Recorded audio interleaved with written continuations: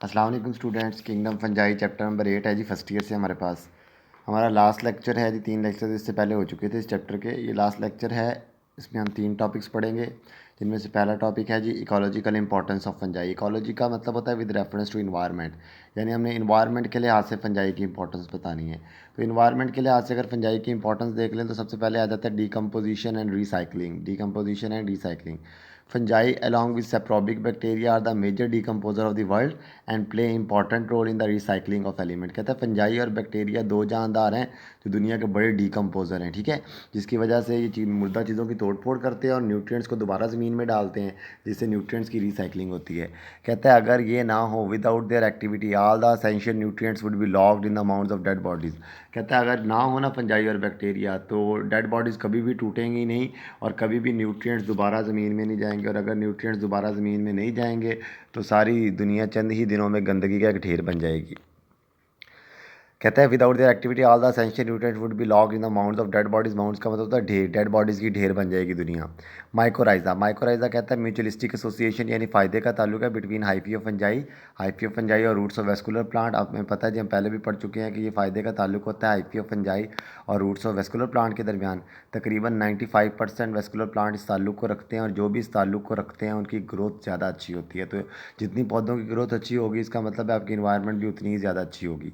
Lichen, lichen फ़ायदे का ताल्लुक होता है एलजी और फंजाई के दरमियान। कहता है जी अब लाइकन के उन दोनों को तो एडवांटेज हैं ही, एलजी और फंजाई को तो एडवांटेज हैं ही, हम पीछे पढ़ चुके हैं।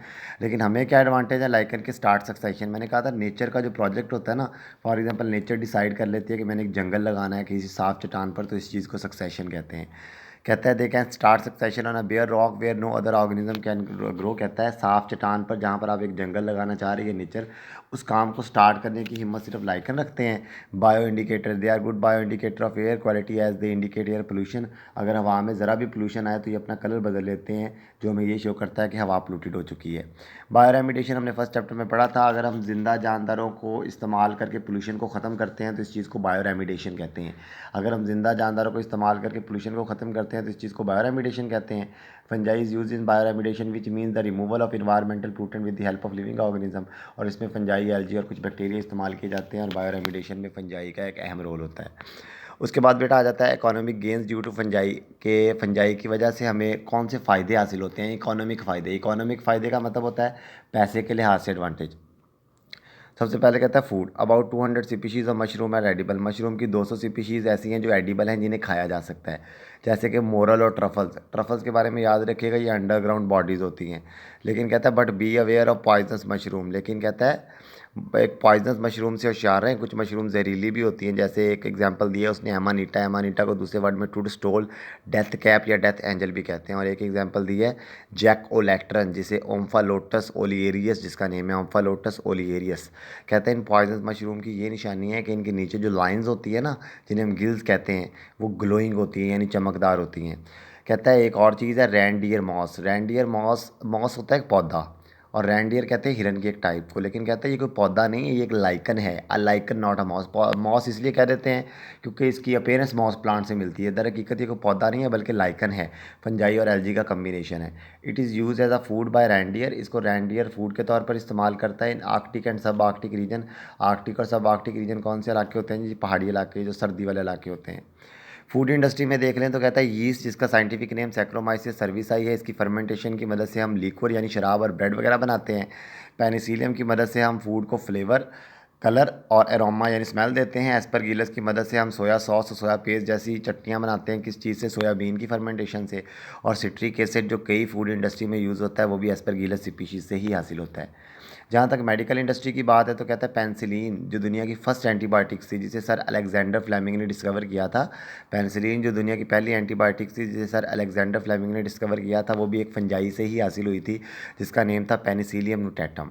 इसके अलावा साइक्लोस्पोरिन ट्रांसप्लांट रिजेक्शन को रोकती है। जब कोई किडनीज ट्रांसप्लांट हो जाए, आइज़ ट्रांसप्लांट हो जाए, ऐसी चीज़ें, हार्ट ट्रांसप्लांट हो जाए, जब अब कोई आर्गन ट्रांसप्लांट करें और आपकी बॉडी उसे एक्सेप्ट ना करे, तो उस रिजेक्शन को ख़त्म करने के लिए साइक्लोस्पोरिन को यूज़ किया जाता है। एर्गोटाइन एक फंजाई है, is use to relieve one kind of headache. One kind of headache called migraine. One kind of headache का मतलब होता है आधे सर का दर्द, जिसे मिग्रेन कहते हैं। इसको दूर करने के लिए यूज़ किया जाता है। ग्रीसोफुल्विन, ग्रीसोफुल्विन कहते हैं एक फंजाई है जो दूसरे फंजाई की ग्रोथ को ख़त्म करती है।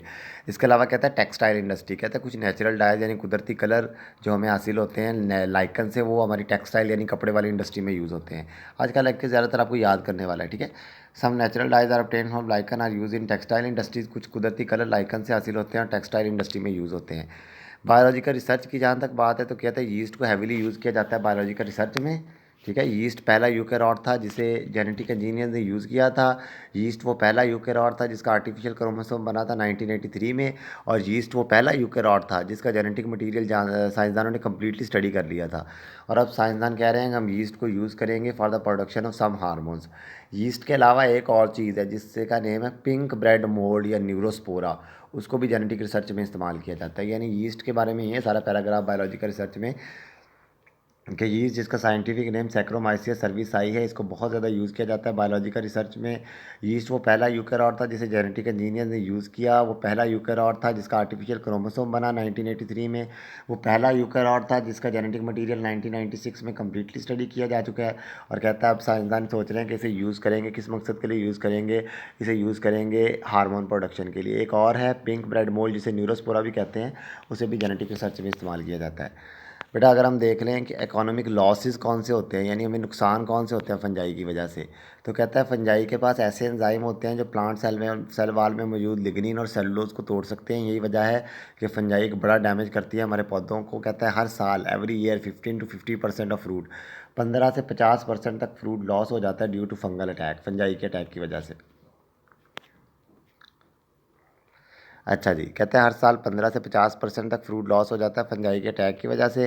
अब फंजाई कौन कौन सी डिजीज़ काज करती है, सबसे पहले कहता है रस्ट और स्मल्ट, इसके बारे में हम ऑलरेडी पढ़ चुके हैं कि ये वीट और कॉर्न को डैमेज करती हैं। इसके अलावा एर्गॉट ऑफ राई, यानी एक ब्लैक कलर की फंजाई है जो सरसों पर अटैक करती है। Red rot of sugarcane, गन्ने का अंदर से रेड कलर का हो जाना, शुगर केन का रेड कलर का हो जाना, इस चीज़ को कहते हैं red rot of sugarcane. Cotton root rot, कपास के पत्तों का या कपास की जड़ों का गल सड़ जाना, इस चीज़ को कहते हैं cotton root rot. Potato wilt, आलूओं के पत्तों का मुरझा जाना, इसको कहते हैं potato wilt. Apple scab, apple का अंदर से ब्राउन कलर का हो जाना और गल जाना, that is called Apple scab. Powdery mildews एक ब्लैक फंजाई है जो अटैक करती है ग्रेप्स पर, रोज़ पर और वीट पर। और ब्राउन रॉट, ब्राउन रॉट होता है ब्राउनिश कलर का होकर ज़्यादा ओवर राइप कर जाना, किस चीज़ का, पीचीज़ का, आड़ू, प्लम्स आलू बुखारे का, और एप्रीकोट यानी खुबानी का। इस चीज़ को हम साइंटिफिक टर्मिनोलॉजी में ये अखरोट लिख दिया, लेकिन ये अखरोट नहीं है, ये खुबानी है ऊपर, ठीक है। पीचीज़, प्लम्स एंड एप्रीकोट, तो इन चीज़ों का ख़राब हो जाना, इस चीज़ को हम कहते हैं ब्राउन रॉट। अच्छा बेटा, इसके अलावा फंजाई कुछ एनिमल डिजीज़ भी काज करती है, जैसे फंजाई की वजह से काज करता है एक एनिमल डिजीज़ है रिंग वार्म और एथलीट्स फुट। रिंग वार्म हाथ सर का कलाई पर या रिस्ट पर एक सर्कल बनता है जो टाइम के साथ साथ गहरा होता चला जाता है, इसे रिंग वार्म कहते हैं। और पाँव की उंगलियों के दरमियान जख्म हो जाना, इस चीज़ को कहते हैं एथलीट्स फुट। ये दोनों सुपरफिशियल यानी स्किन की डिजीज़ हैं जो इम्परफेक्ट फंजाई की वजह से होती हैं। एक और डिजीज़ है कैंडिडाइसिस, कैंडिडाइसिस जिसमें वजाइनल यानी वजाइना कहते हैं फीमेल रिप्रोडक्टिव सिस्टम के लास्ट पार्ट को, और ओरल कहते हैं माउथ को या स्किन को। स्किन पर या फीमेल रिप्रोडक्टिव सिस्टम के लास्ट पार्ट में एलर्जी होती है एक फंजाई की वजह से जिसका नेम है candida albicans, candida albicans. Histoplasmosis, कहता है histoplasmosis the serious infection of lungs, histoplasmosis lung की एक इन्फेक्शन है caused by inhaling spore of fungi. ये तब होती है जब ऐसे फंजाई के स्पोर्स आपकी बॉडी में चले जाते हैं, common in soil contaminated with bird faeces. कहता है ये तब होती है जब ऐसे फंजाई के स्पोर्स आपकी बॉडी में चले जाते हैं जो बर्ड्स के वेस्ट के साथ मौजूद थे। कहता है अगर ये इन्फेक्शन आपके ब्लड में स्प्रेड हो गई और फिर लंग में स्प्रेड हो गई तो ये बड़ी ख़तरनाक है, ठीक है। यानी होता भला क्या है कि फंजाई के स्पोर्स ना, कुछ फंजाई के स्पोर्स ये जो बर्ड की फीसिस, बर्ड्स का वेस्ट होता है, इसके अंदर रहते हैं और मट्टी में शामिल हो जाते हैं। और अगर वो मट्टी उड़कर हमारे नोज़ या माउथ के ज़रिए हमारे ब्लड में चली जाए और फिर हमारे लंग्स में चली जाए तो इस खतरनाक किस्म की लंग्स इन्फेक्शन काज करती है जिसे हिस्टोप्लाज्मोसिस कहते हैं। बड़ा इंपॉर्टेंट शॉर्ट क्वेश्चन है। एस्परगिलोसिस, एस्परगिलोसिस भी लंग्स की एक इन्फेक्शन है जो एक फंजाई की वजह से होती है जिसका नेम है एस्परगिलस फ्यूमिगेटस। क्या नेम है? Aspergillus fumigatus. लेकिन ये सिर्फ उसी इंसान के अंदर होती है जिसका इम्यून सिस्टम ख़राब हो चुका होता है, जैसे कि एड्स के केस में। कहता है एस्परगिलोसिस भी लंग्स की एक इन्फेक्शन ही है जो कि बेसिकली एक फंजाई की वजह से होती है जिसका नेम है एस्परगिलस फ्यूमिगेटस। लेकिन ये सिर्फ उस इंसान के अंदर होती है जिसका इम्यून सिस्टम ख़राब हो चुका होता है, जैसे एड्स के केस में। एफ्लाटॉक्सिन और मायोटॉक्सिन, कहता है फंजाई की कुछ वैराइटीज़ ऐसी हैं जो कैंसर काज करने वाले ज़रात पैदा करती हैं। इन सारे ज़रात को, इन कैंसर काज करने वाले ज़रात को कहते हैं एफ्लाटॉक्सिन और मायोटॉक्सिन्स। और कहता है ये ज़्यादातर पाए जाते हैं इम्प्रॉपरली स्टोर फूड में, जैसे कि मिल्क, मीट और पीनट्स वगैरह। Ergotism, it is cause by eating bad made from purple ergot contaminated dry floor. कहता है ये ब्रेड खाने से होती है, एर्गोटिज्म ब्रेड खाने से होती है, ऐसी ब्रेड जो ऐसे राई के आटे से बनी हुई थी, ऐसी सरसों के आटे से बनी हुई थी जिस पर एर्गोट फंजाई का अटैक था।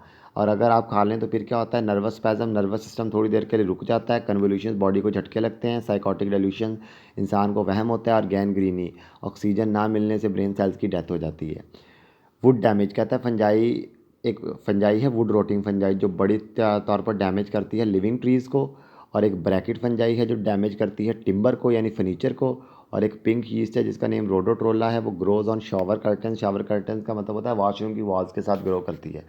एक वुड रोटिंग फंजाई है जो लकड़ी को यानी जिंदा दरख्तों को ज़्यादा डैमेज करती है, एक ब्रैकेट और शेल्फ फंजाई है जो फर्नीचर को ज़्यादा डैमेज करती है, और एक पिंक यीस्ट जिसका नेम रोडोट्रोला है वो वॉशरूम की दीवारों को ख़राब करती है। तो ये था जी बेटा हमारा लेक्चर और चैप्टर नंबर 8।